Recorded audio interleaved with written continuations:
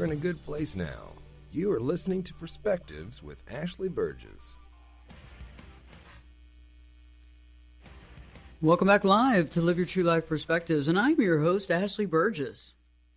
Hey, today we're going to have a feel-good show. I think it's time for a feel-good show, right? A show that really connects with us on a good, positive level. I think we've gone through a lot lately, and I think one of the biggest things in our life that we have to look at is being happy and thankful for the things that we have. And I think more often than not, we're not thankful for those things until, we lose them. And sometimes it's interesting, too, because it's like, throughout life, we have a tendency of taking things for granted. Sometimes we can take, situations, family dynamic, family members, friends, and it's not until something changes that we begin to look at something in a different way. Today, though, I really want to focus on, the value of the female components in our life. So whether that's your grandma, your great-grandmother, your mother. And I know that some of you out there say, well, I might not have had a perfect relationship, and I understand that. Some of you may have had a pretty good relationship. Some of you may have had a really great relationship.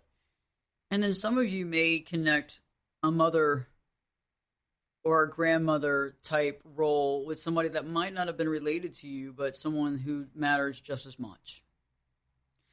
And it's very interesting how important this dynamic is and how relevant it is right now, because I think as we're getting on the backside, and a lot of us can say that it's the backside of COVID. Some of us say that we don't even know what's going to happen next, but many of us have been unable to visit with some of our older relatives or family or friends in the fear of getting them sick. As we know, some of the homes for older folks and some of those facilities have been closed, or people are unable to visit them. And we've seen that some people have passed on throughout this time where they're unable to even have a funeral, or only got to talk through the glass or on FaceTime or Skype or phone. And so I think right now relevance of the importance of grandmothers and mothers is more important than ever. And, how do they make our lives wonderful? And it's interesting how, many of us, and whether it's somebody that you've adopted as a mother, adopted as a grandmother, doesn't have to be your blood grandmother or mother here. It could be, but it can be. And I know that many of you might have really good connections with your mother or grandmother, or maybe had some major changes that you actually, really worked on a relationship and, throughout the years really cultivated a relationship that really got really good, very positive, and you were able to make those changes and create a really, really positive relationship. And I think that many of us have these really great feelings about our grandmother or mother, and we can think about some of the fun times that we've had, and some of you they're still existing in your life, they're still alive, which is very awesome, and at that point in time, be aware of how important that is that they are still alive, and really think about that. On the flip side, some of you may have lost your mother, or your grandmother, or your great-grandmother, and you miss them. Some of you may feel like their spirit still lives with you. Some of you may feel as though they have passed maybe through a different doorway, but they're still there. And I know that it's a powerful thing, because when we feel that the spirit is still around us, it can be very uplifting. My grandmother passed away back on August 22nd, 2017, actually during the time of the eclipse. And I actually went up to Oregon. We had scheduled a trip to go up to Oregon to see the eclipse about 6 months prior. And my grandmother actually passed away during that time. She always made grand entrances and obviously made a grand exit. So she passed away right at the time of the eclipse, right before actually it happened. And I wasn't there for her exact passing, but I had been there throughout life and was there obviously at the funeral. And it's always an interesting feeling because, when we go through that process of somebody kind of going through that next doorway, it can be an interesting mixed bag of emotions. And I think many of you know what I'm talking about. It's like you don't know, do you cry? Do you laugh? Do you talk about old times? Do you not? How do you deal with this stuff? And I feel like it's however you deal with it is the right way you deal with it, right? And I feel like those last times that I saw her were so important. And I think that recently, in the last few months, I've actually felt her energy, and I know that she went through a lot of pain during her life. And, pain emotionally, mentally, physically. And I realized that burden was no longer with her. And I'm not getting you to change your thoughts on people or things or experiences. But energy is something, and we're all made out of energy, and energy doesn't die. So where does it go, right? I think that's a $10 trillion question right there, right? So if energy doesn't die, where does it go? I think that's the question that we've been asking ourselves for the millennium, right? So it's like, what's happening here? So it's a doorway, right? So where does it go? What happens? And I think a lot of us have some great ideas. We have some good thoughts. We have an idea. We have a finger on the pulse. We have a good beat on things, right? We have a thought about something. And sometimes those thoughts change on a daily basis, and sometimes we augment them, and we read something new, or we see something, and it really connects with us. I know that many of you might have gone to a psychic before, or a medium, and those are interesting too. I've not, I haven't done that. I'm not against it. I'm not for it. I think it's very interesting. I think if somebody has a gift, then they have a gift. But I always wondered why you'd have to go out to find someone else to connect with your loved ones. I don't know, maybe it's like doing taxes, right? It's just over your head, no pun intended. But, I feel like it's kind of one of those things where it's like, well, I think we can communicate to a certain degree. But I think we need to realize the value of what we have, even what we had, and I don't know if it ever really changes. Later on here in the hour, Heather Lien is going to join us. Heather has a new, awesome, new best-selling children's book out, Angel Grandma. She's going to be joining us from New York, calling in here live on Live Your True Life Perspectives. And I really feel that children's books aren't really children's books. I feel like children's books are great to read to children, right? But I think that children's books are always great for adults too. I always like the illustrations, to be quite honest with you. And I always like the short books because they had a point and they didn't have to say a bunch about it. And the point was very clear and it made me feel a certain way and it was good. And this book, which I think is very powerful, is that it really talks about, after Heather was grieving about the loss of her mother-in-law and her own mother passing away, she decided to begin to write this book. And it sparked her passion, and her life purpose. And the book was written, both for children and adults, which is great. But it's about really catching up and understanding that even though somebody might have passed on, they're still with you. And the book is charming and beautifully done, and we're going to talk about that. She's going to be calling in here in just a bit. But I think right now, more than ever, I feel like it's time to connect in a feel-good and realize that, if they have passed, okay, let's remember them. And if they haven't, let's start spending some time and connecting and not waiting until they have moved on. I find it very interesting, too, that a lot of folks, have had issues with their family. And they say, I haven't connected with my family, or we've been estranged for a long time. What do I do in that situation? And I understand being estranged. I get it. There was a period of time where I was estranged from a family member for several years, and we finally got back together, and we made our relationship way stronger than it ever was. Yeah, it was touch and go there for a moment, for many moments, many years, right? But we both realized the value of working on that relationship. I find that a lot of folks, throughout my work as a life coach, I find out that a lot of folks have dealt with, a parent, a mother or father, kind of falling out of their life or making different choices. We've also seen parents who their children cut them out of their life. And that can be a very tragic, gut-wrenching feeling. And so I ask you right now, if that is a situation and you are estranged, can you begin to figure out how to connect the dots on that. And there might be some of those relationships that, well, they might be incurable. Maybe there's so much water under the bridge and so much toxicity that that's not something that you can deal with. But I think that if you look and think about, okay, we don't want to ever have any regret. And we want to make sure that the regret that we have is very minimal, because any regret is very painful. And I think anybody listening to the show right here on USA Radio Networks knows that that's the case. And so we're going to be talking about this. We're also going to be talking about, which is so neat, about the reason why Heather wrote this book.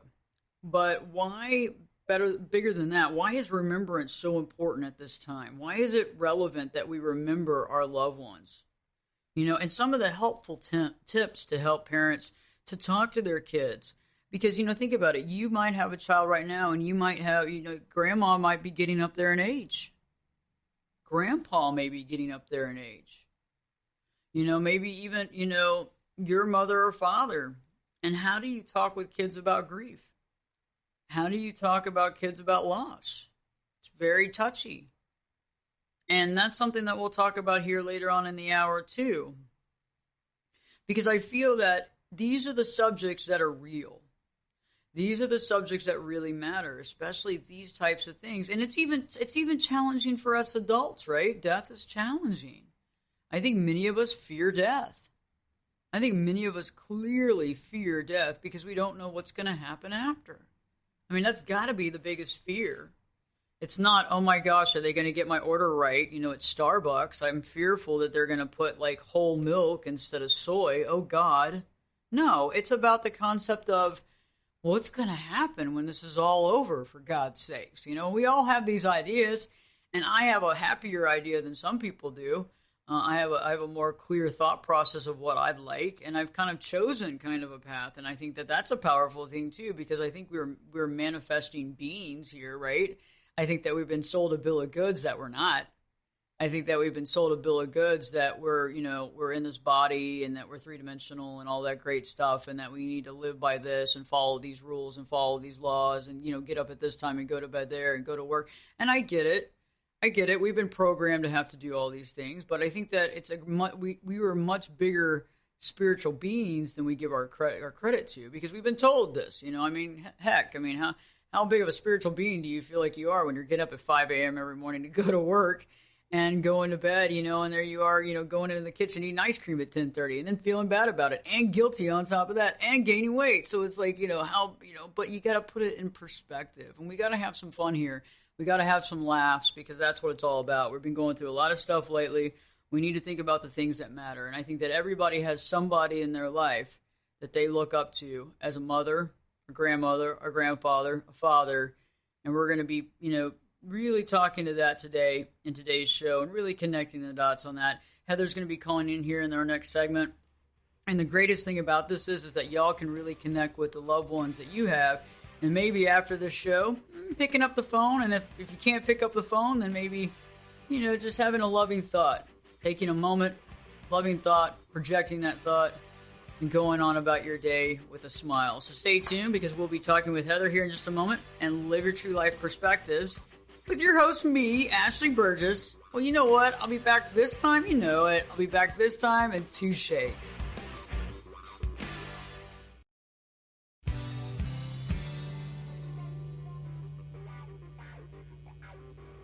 Get in here. You're listening to Perspectives with Ashley Burgess. Welcome back live to Live Your True Life Perspectives, and I'm your host, Ashley Burgess. On today's show, we're dedicating this show to anyone who loves grandma, loves a mother, is a grandma, even grandpas and fathers. You can jump in here too. But today we're talking with an amazing author. She's got a best-selling new book. Her name is Heather Lien. Heather's joining us by phone right now, and her book title is Angel Grandma. Angel Grandma, and it's a great book, and I've read it a couple times already. I love children's books because I don't think it's really for just children. I think it's also for adults. Heather, great to have you on Live Your True Life Perspectives. How are you doing today? Hi, Ashley. Thank you so much for having me. I'm enjoying this beautiful day, so I'm so happy to be here. We're great to have you on, and I just love your book, and I love the fact that it really connects with us. And it's, tell us more about how you came up with this book. What was that energy? What was the connection to get you to write this book, Heather? Yeah, so I had actually, my mom was suffering for quite a while with Alzheimer's, and we had lost my mother-in-law about actually 3 years ago yesterday, and my mom just passed away back in April 2019. So, after the grieving process, and she had a very, very small funeral. It was just her children, her husband, and we went back to New York. She was in Florida.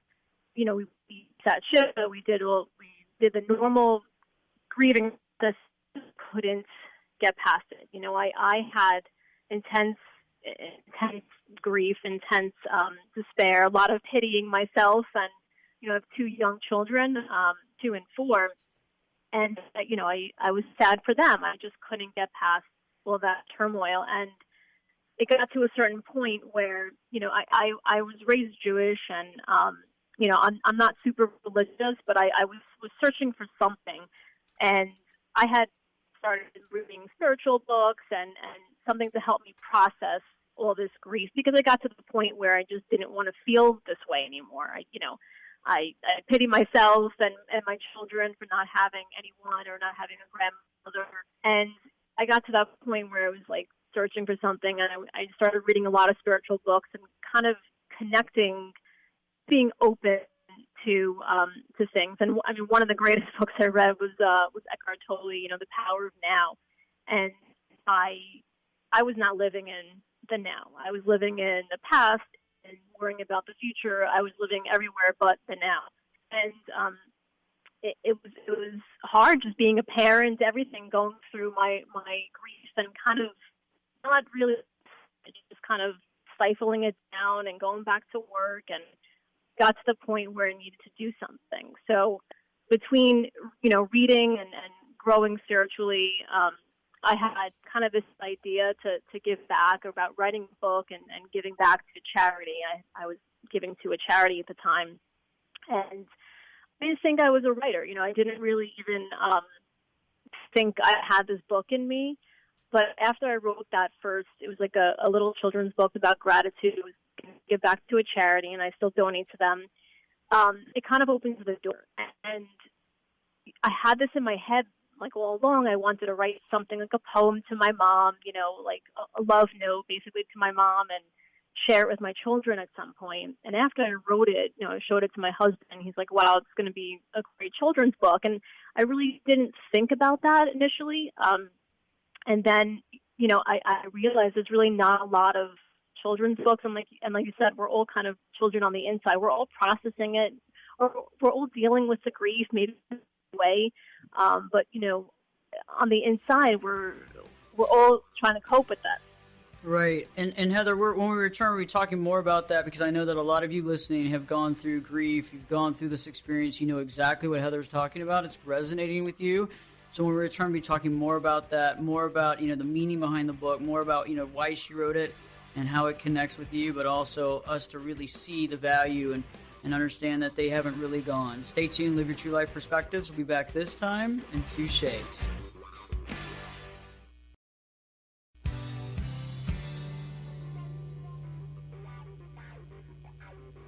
Turn it up and jump in the deep end on Perspectives. Now, here's Ashley. Welcome back live to Live Your True Life Perspectives, and I'm your host, Ashley Burgess. On today's show, we've been talking about grandmas, mothers, about their love, about dealing with the passing of a grandmother or a mother. And we're joining us today by phone, the newest author of a great book, Angel Grandma. It's Heather Lien on the line with us today. Heather, right before the break, we were talking about the grief that you were going through. Right. And how, so did this book help, as far as did it help be cathartic in the fact of writing it? Did that help you walk through that? Tell me more about that. Oh, I mean, absolutely. It's a great question, because when I had finally put the pen to paper, I kind of had this in my head for a little while, but I didn't want to deal with those emotions. I didn't want to feel them.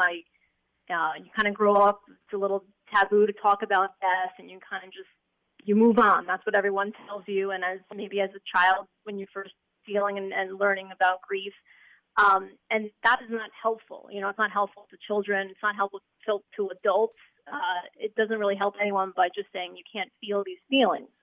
And I wasn't ready to really deal with it head on, but it came to the point where I was in a grocery store, and I was thinking of my mom, and then I'm walking through and I see this balloon get stuck in the conveyor belt, and it said, "I love you." And as I'm walking out to the parking lot, I just saw feathers on the ground, and I'm like, you know what?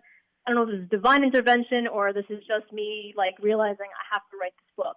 And I went home that day, and I finally just put pen to paper, and I'm crying through the whole thing. And it's not meant to be a sad book. It's meant to be a book about hope and never-ending love. You know, knowing what we, I think, all know in our heart to be true is that it's, love is endless. Just because you can't see a person here, just because their physical body is not here, doesn't mean that, like, if you want to talk about the laws of dynamics and quantum physics and stuff, like, no one wants to really hear all that, but, we know that this energy is still there. It's just not in the same form.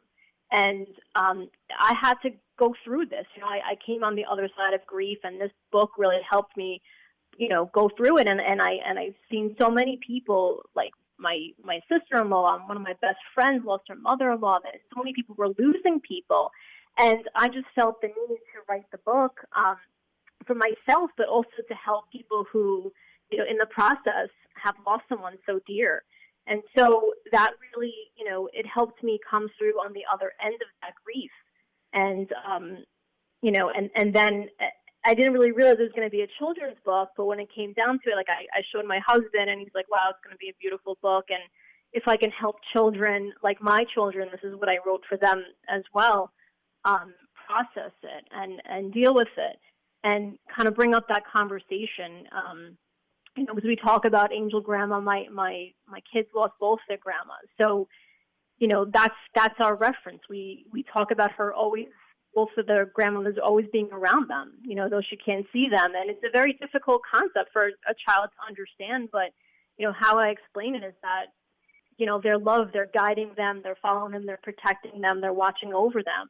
And I feel this in my heart to be true. I'm not just, trying to give lip service to my children and just tell them something I don't personally believe in. And I'm not, a very religious person. I think I would say I'm more spiritual, but this is what we are all supposed to be taught. Some, love, and when people pass on, we're not just this shell of this body.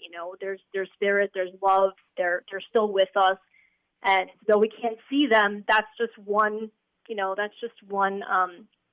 aspect of it, And so I tell her, you can feel with your heart, your grandmothers are here. And, it's a difficult concept, but I think talking about it definitely is something that helps. It helps children, it helps us process the grief. It shouldn't be taboo. It shouldn't be like, okay, now you move on, you have a funeral, like move on with your life.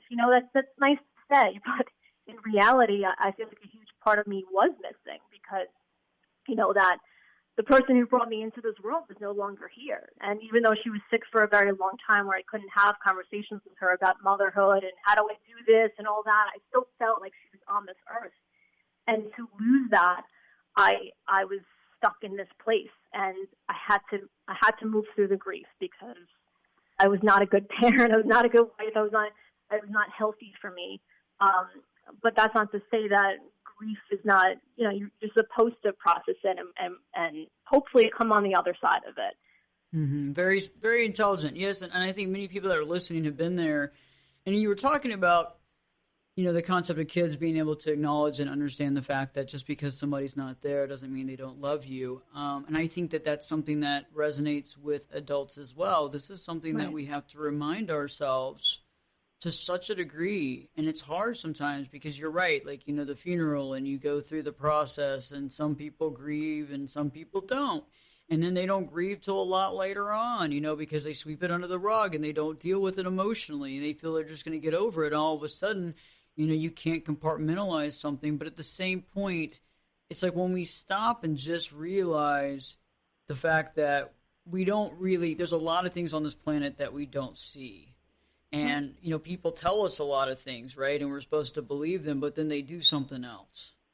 And right. I feel like that's what's so powerful. Let me ask you, because I know that you didn't obviously know that COVID was going to be here as well, which right. is interesting. And I'm sure you didn't realize that. But I think that we've had this huge impact, obviously with COVID-19, yeah. and many of us haven't been able to see our relatives that are older, either because they're, they have a compromised immune system, or they're living in a facility where we don't want to, open up these people to getting sick. I mean, I feel like this book speaks to people even more right now. I mean, what are your thoughts on that?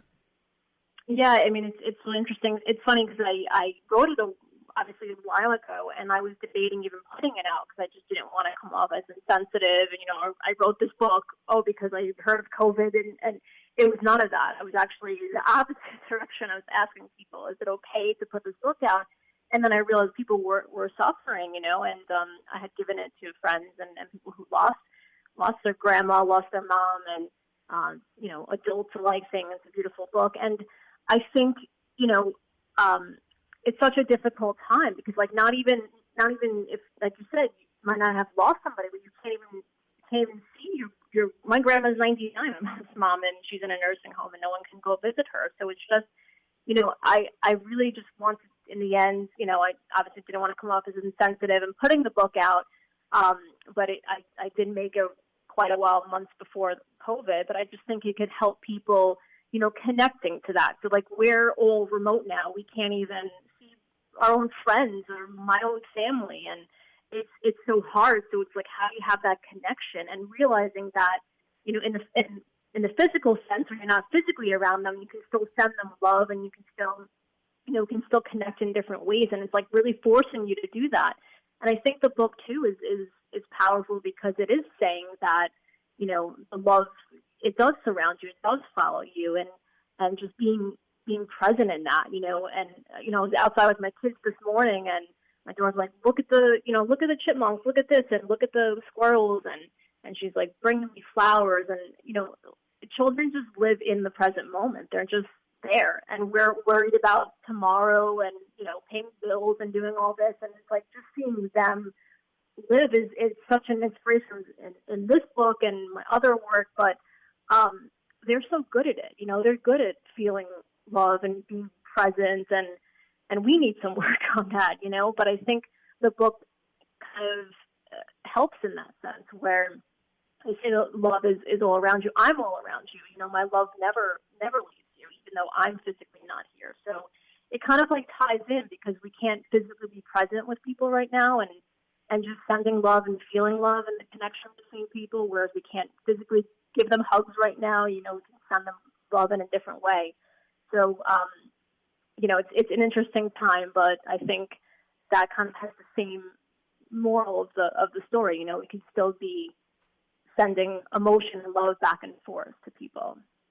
I agree with you, and I think right now we're learning how to do that in a different way. It's interesting. I think too, communicating. I don't have any children right now at this time. I actually became a godmother, though, back on the 20th of May, so I'm really happy. I'll have to put some pictures up. He's adorable. Oh, my gosh. And a friend of mine, actually, one of my best friends, he was actually born on her birthday, which is cool. Oh, wow. Very cool. But, it's like, there might be a time where, I might have that conversation, but it's like, how do you, bridge that? And I think this book is a great bridge, obviously, right, to help kids to understand. I think it actually reinforces us as adults too, but what are some of the things, some of the tips that we can talk about for anybody that's listening that has kids right now, to talk to their kids, about, death and grief and loss, and what are some things that they can do? I mean, besides obviously getting the book and opening that line of communication, what else can they do to really bridge that?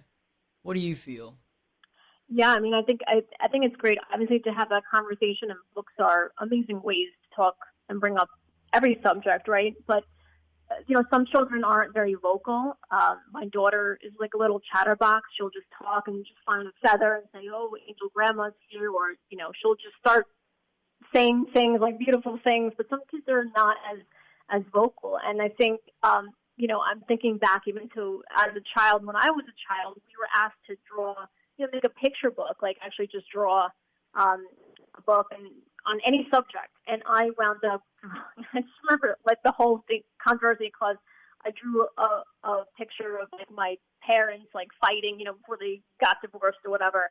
And that sparked a whole conversation. And I went to the child school psychologist, and but pictures are a great way for kids who are not not used to talking or having that open conversation, or not comfortable to express their emotions and express their feelings in a different way. So, my daughter will draw pictures of angels and whatnot, but a kid who's not very vocal and is maybe something, you can ask them to draw a picture of how they're feeling, or, that kind of opens the door. I mean, just different creative outlets, because kids are so good with that, like they'll try anything, and they'll experiment with, they'll draw pictures, and, so I think that is another great way. Obviously, talking about a family member who's not there, showing them some pictures and explaining, they're still with you, even though they're not physically here, and kind of still bringing the memory back of them and helping them remember. My daughter didn't meet my mother-in-law that many times, but she's like, oh, I remember, and we'll show her pictures. And so it's all those things, but definitely, bringing it up in a way, like don't push their feelings aside and don't not deal with them, because that's probably the worst thing that you could do. I think we do that ourselves as adults, and children are, we all have that inner child. We all have to deal with the grief, and pushing it away is not going to help anybody. So I think the best thing to do is open that conversation, whichever means of communication, either drawing or reading a book or talking about them or showing them pictures. So that any emotions you can help process, you can help them go through it. I think I'm not a therapist, but like that's what worked for us, and that's obviously what worked for me. I was trying to stifle it myself, and that was doing me no good. So I can just speak from my own experience, and that's what's helped me actually dealing with the emotions head on. That's true, and I agree with you. And it's interesting too, is just allowing us to feel. And one of the things that I feel is the concept of, if you can conceive it and you can, create something in your imagination, then it's real. Right. And I think that's something that we never really touch on, is that we believe that some of the stuff that we believe has to be imagination, and I just don't think it is. And I think, like you were saying with the feathers and the balloon, and I had a friend of mine who, his father died, and I was there, and I remember we were sitting there, and he was dying, and he passed away. Right before he passed away, he was able to speak, and he said something about pennies. And we forgot all about that. And then years later, he was really going through a really deep depression, and I was at his house, and there were pennies. We started finding pennies in the weirdest of places. Wow. I mean, like behind a door on the third floor, and in the bathroom on the floor in the corner, and the bathroom we never used. And there was, and then there was these feathers. It was crazy. But he's like, the penny thing. Oh my God, I remember the penny thing. And that's the thing. Is like, guys, think about this. This is what, Heather's talking about, is like, I connect with Pop Secret popcorn. Okay, so my grandmother used to make Pop Secret popcorn all the time, every day, all day. Between that and ice cream, we're not talking about her eating habits here on the show, but I would smell it. And I remember, like, when she was alive, I would smell it. Like, I would smell it, and I would call her, and I would say, are you eating popcorn? And she's like, I am. How did you know? Like, this is weird. Okay. Aww. And so over time I would smell it, and I always would call her, and she was always eating it. And then, like, it's funny, like recently I've had that experience where I'm in the office, there's nobody cooking, I'm just there, and I smell Pop Secret popcorn. So it's real. So when we return, guys, Heather's going to give us not only how we can find her, but we're also going to talk just a little bit more about just some key encouragement from her about how to really focus on this and how to overcome this, because I think many of us are stuck in the grief, right? And so Heather's here to really help. And so if you're finding yourself there, she's got some tips for you here in just a few minutes. And stay with us, because we have a few more minutes left, and you don't want to miss this last part. So stay tuned. Live Your True Life Perspectives with your host, me, Ashley Burgess, will be back in. I'll be back this time in 2 shakes.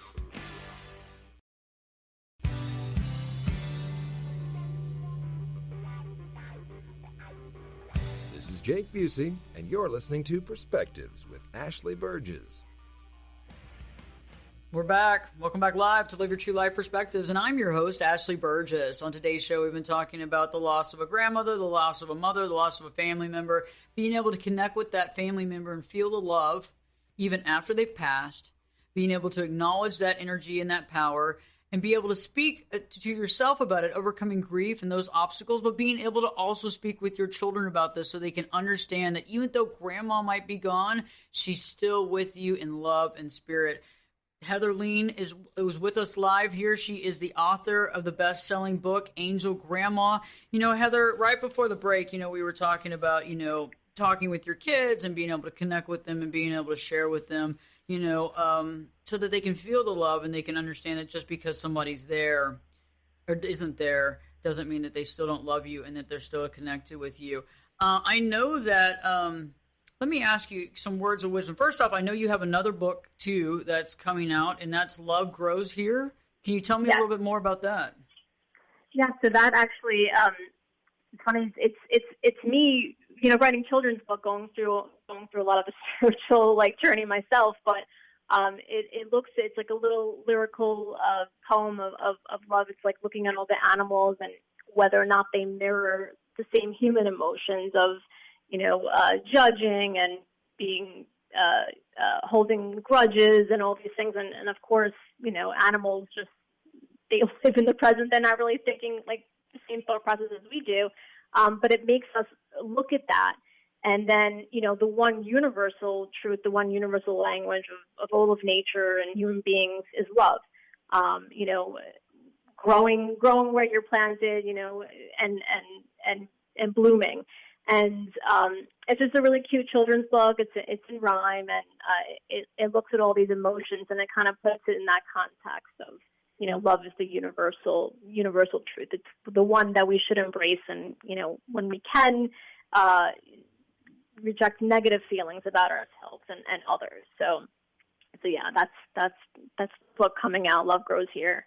I can't wait. I can't wait to read that for sure. I can't wait to read that. Let me ask you just a couple of questions, for motivation and encouragement for the listeners here on Live Your True Life Perspectives. There's a lot of folks out there that, I feel like you're living something, you're doing something that you've dreamed about doing. I mean, obviously you're a successful lawyer, but you're being able to write this. A couple of thoughts of encouragements for folks that are feeling about getting out of their bubble and doing something, like writing or something like that. Yeah, I mean, I would just say just find that passion and just do it. I've never really felt so personally fulfilled. Obviously, my children are my greatest blessings, my husband, but I've never had this outlet. And when I found it, I could sit there and just say, I'm not good, I'm just starting out, I have no idea what I'm doing. But instead, I had a purpose, I had a goal behind it. I had this, beautiful love story that I wrote for my mom, and I wasn't going to let anything stop me. So I think, you're growing because you're reaching for something that you don't know what to do or never done it before, but you grow in the process. And it's just been such a great journey for me. And I would just say if anyone's thinking of doing something that they really find pleasure in and enjoy, just do it. There's no better time than now. I mean, you don't want to let these dreams die with you. And I think it's very real to me because I've seen people, pass on early in life and I don't know if they had any dreams that they didn't fulfill, but it was like that kind of push that I was like, all right, I'm going to pursue this and I'll see where it goes, and that's kind of where I am right now. So I just say, just take that first step and, just follow the little breadcrumbs wherever they may lead you, but just take the first step and you got to start now. So I love that. And, I want to add 3 things real quick, guys. Sky is the limit. If you can conceive it, it's real. Okay, if you can, it's real. The second thing is see past the 3D life. Okay, we got to see past the 3D. There's more to life than 3 dimensions. And last but not least, nothing ever dies that's made out of energy. So think about that. If there's energy in something, where does it go? Heather, real quick, where can they find you? Where can listeners find more information on you? I'm on www.heatherlien.com, and you can follow me on Instagram and Facebook, Heather Lien Author, and I'm on Twitter at Author Lien, Lean. Awesome. Thank you so much. And Heather, we enjoyed having you so much on Live Your True Life Perspectives. And your book is empowering for children and adults. And we just appreciate you just sharing your wealth of knowledge and just your motivation with us today. Thank you so much, Ashley. It's such a pleasure. I'm so happy you've been here. Thank you so much. Heather's amazing, guys. You got to check out this book. Angel Grandma is amazing, and you know what? It's great. I read it several times. I like it. It's great, and I love the illustrations. But the biggest thing is just remember, if you can conceive it, you can make it happen. This is power. We're powerful beings. Let's make that happen. And guess what? Grief is grief, but when we can get past that grief and we can see the power that somebody exists even outside of their body, that's powerful stuff. Stay tuned. We'll be back next week live, and Live Your True Life Perspectives with your host, me, Ashley Burgess, will be back in. I'll be back this time. 3 shakes.